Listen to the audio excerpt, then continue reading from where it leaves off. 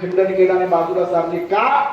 कारण की भगवंताची स्तुती त्यांनी केलेली आणि भगवंताची स्तुती ज्यांनी केलेली नाही त्याचा स्वीकार आजपर्यंत कोणी केलेला? अगदी जिवंत उदाहरण आहे, ज्याने रामाच्या मंदिराला तिरस्कार केला, ज्याने रामाचं मंदिर होऊ नये म्हणून 22 वकिलांची फौज उभी केली, त्याची खुर्ची लोकांनी काढून घेतल्याशिवाय राहिली. भगवंताचं नामस्मरण करणाऱ्याचा कधीच त्या ठिकाणी पराजय झालेला नाही आणि भगवंताचं नामस्मरण न करणाऱ्यांचा कधीच जय झालेला. म्हणून जीवनात आल्याच्या नंतर आपल्याला अहंकार असावा, परंतु तो इतक्या तोलामोलाचा किंवा इतक्या उंच पटीचा नसावा की भगवंतालाच आपण नाका. भगवंत ही अशी शक्ती आहे, त्या ठिकाणी तुम्ही मूर्ती स्वरूपात पाहिलं तर मूर्ती स्वरूपात दिसेल, तुम्ही त्या ठिकाणी एनर्जी स्वरूपात पॉवर स्वरूपात पाहिली तर पॉवर स्वरूपात दिसेल, तुम्ही ज्या ज्या पद्धतीने पाहाल त्या त्या पद्धतीने दिसेल. आणि संतांकडे जितकी ताकद होती की त्यांना जसा वाटेल तशा पद्धतीने भगवंताला उभं करायचे सुरू. तुकोबाराय स्वतः सांगतात की आमच्यासाठी भगवंत आम्ही म्हणून त्या पद्धतीने म्हणून त्या वेशामध्ये उभा राहायचा. काकड्याच्या मालिकेमध्ये प्रमाण आलेले की आम्ही ज्या पद्धतीने सांगू त्या पद्धतीने भगवंत पुढे उभा राहायचा आणि भगवंत त्याच पद्धतीने कामे करायचा. असे भक्ताचे घरी कामे न सांगता करे, पण त्याच्यासाठी काय तर चित्ती नाही आस पांडुरंग दास. म्हणजे परत फिरून विषय कुठे आला? मगाशी आपला आस, इच्छा. ज्या माणसाची इच्छा संपली आणि उर्वरित आयुष्य राहिले, खऱ्या अर्थाने समजायचं तो मोक्षपदाला प्राप्त झाला. परंतु ज्या माणसाची इच्छा संपलेली नाही आणि ज्या माणसाचं आयुष्य संपलं, समजायचं तो पुढच्या जन्माला येणार. हे मी नाही म्हणत, कोण म्हणतंय तर साक्षात असणारे एकनाथ महाराज म्हणतात काय, जन्म घेणे लागे वाचणे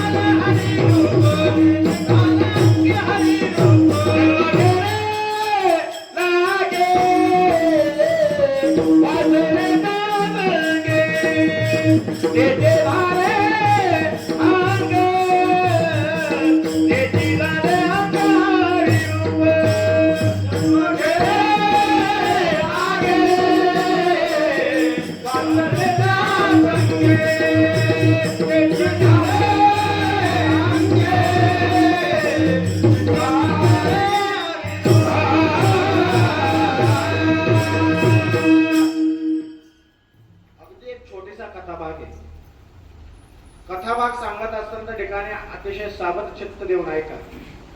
या जगात आल्यानंतर भगवंतांनी पृथ्वीची उत्पत्ती करतानाच कर्मप्रदान केले. कर्मप्रदान यासाठी केले की जो ज्या पद्धतीने कर्म करेल त्याला त्या पद्धतीने फल मिळालं पाहिजे. गोस्वामीजी तुलसीदास काय वर्णन करतात माहितीये का? कर्मप्रधान विश्व रचिराखा, कर्मप्रधान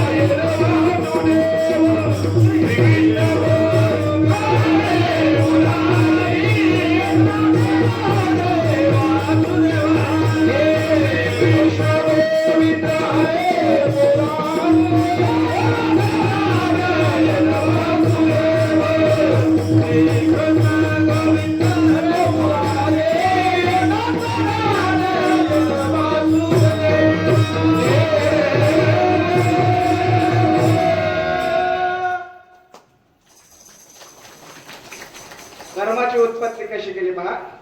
गोस्वामी तुलसीदास वर्णन करून सांगतात, कर्म प्रधान विश्वरची राखा, जो जस करहु वही फल.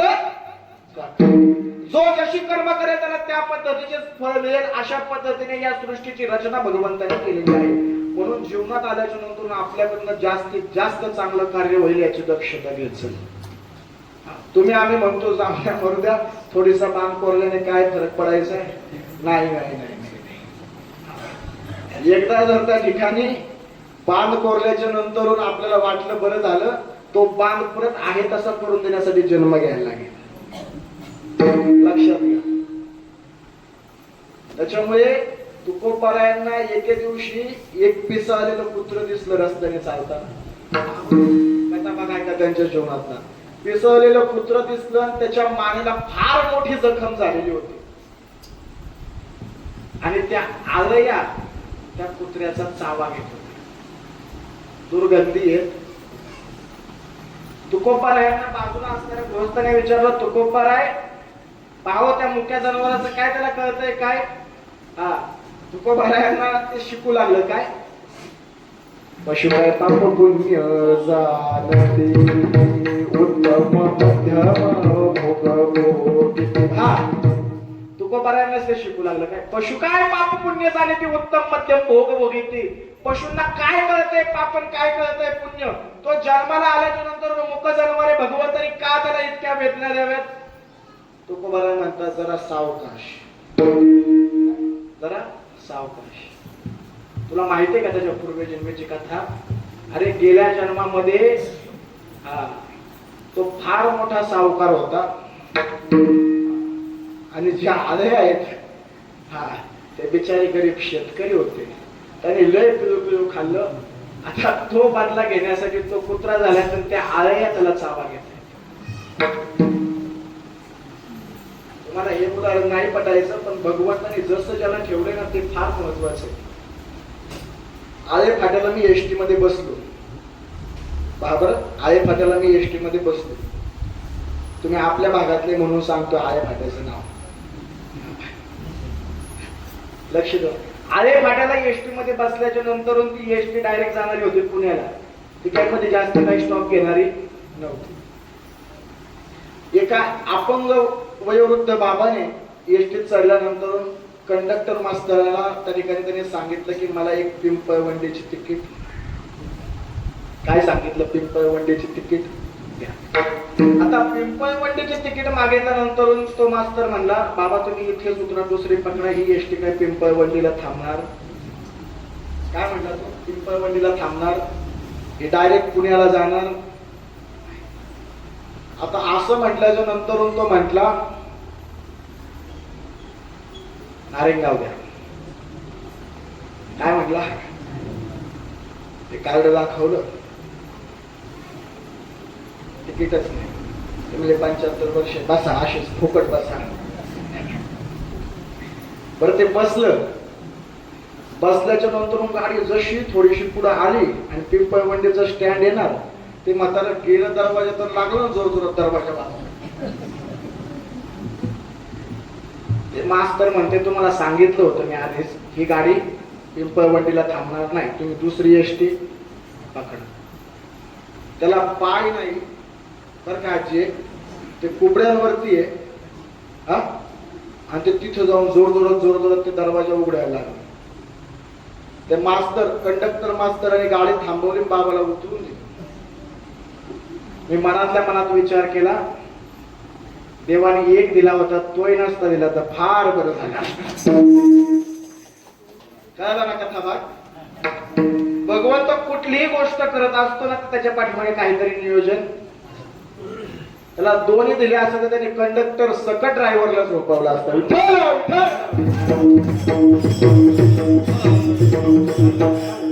म्हणून काही गोष्टींचं भगवंत जे प्रयोजन करत असतो त्याच्या पाठीमागे फार मोठ्या दीर्घकालाचा विचार असतो. आपल्या जीवनामध्ये प्रत्येक घडणाऱ्या गोष्टीच्या पाठीमागे काही ना काही ते कारण असतं. त्यामुळे भगवंताला प्रत्येक गोष्टीला दोष द्यायचा नाही. जे आपण जोडलंय मागच्या जन्मामध्ये ते आपल्याला इथे आल्याच्या नंतर भोगल्याशिवाय कुठल्याच पद्धतीचं गत्यंतर नाही. येथे आलिया हो याची निज कार्या येथे आलिया हो याची निज कार्या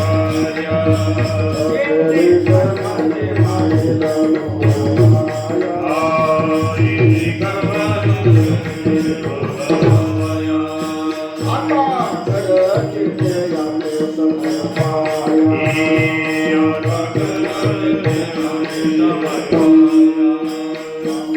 भयना येताने जगताना जावया हो मग भयना येताने जगताना जावया हो येथे आलिया हो याची निज कार्या येथे आलिया हो याची निज